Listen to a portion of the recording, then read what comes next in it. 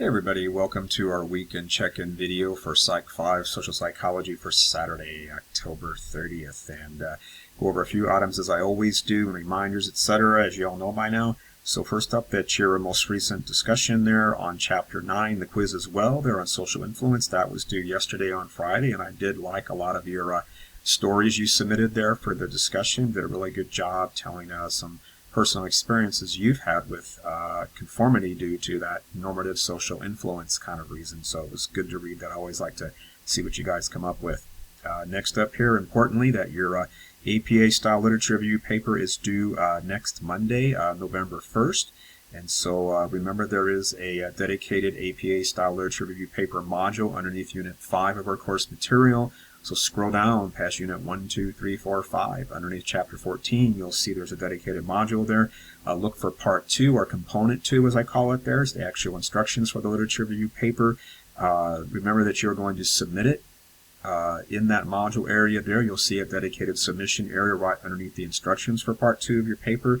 And do remember, per course policies, and you'll find it there at the bottom of both the instructions and the submission area there, that you can submit it up to 3 days late, that is 72 hours from the original due date and time of Monday, November 1st, but there's 10% deduction for being late and 5% for every 24-hour period after that. So do get it in on time so you don't lose any extra points there.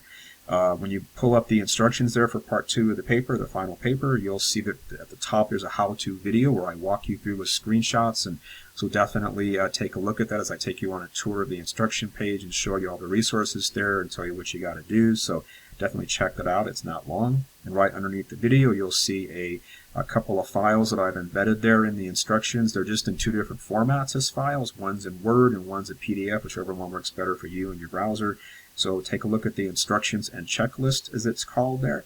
And in the instructions, you will find, if you scroll down a little bit there, you'll find embedded links there to the online writing lab, the OWL, where it will take you to a sample title page for an APA style paper, a abstract page, and also a completed sample APA style literature review paper. So do check that out to give you some help there. It's always good to have a model to base your own work upon. So I put that there for you just to kind of help you out.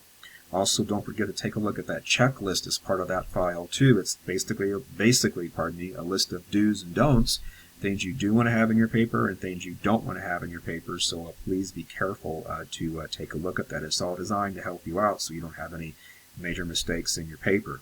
Ultimately, you're going to turn in 4 pages of literature review content, plus a title page, plus an abstract page, plus your reference page of 5 references there. So 7 pages altogether. But 4 pages are really the quote meat and potatoes of your paper, the actual literature review itself.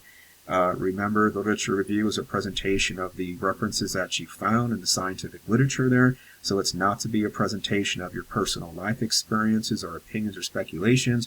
Rather, it's all to be about the literature that you found, not unlike what you would find in your social psychology textbook. So that kind of style there, if you will.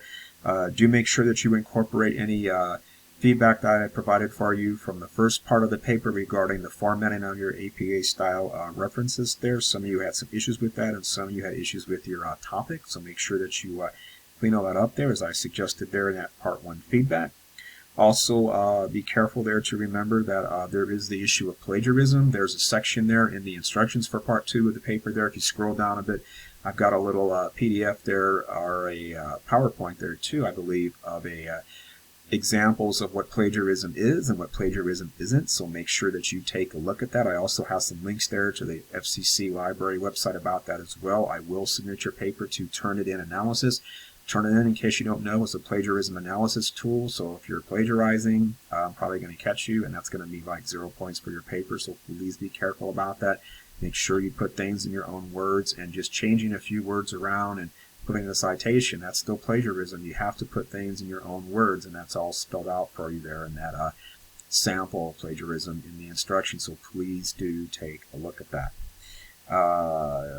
Next thing here is don't forget that that there is a writing and reading center over there at the library. You can meet them in person, or you can do it online through Zoom, and they will sit down with you and go over your paper and see that it's in ship shape regarding APA style, and that you're following the instructions okay. And that's true for any paper you're writing this semester. They're great at helping you out with APA style, MLA, whatever you've got going on. So do remember that, and I did post an announcement about that recently of how to access that resource.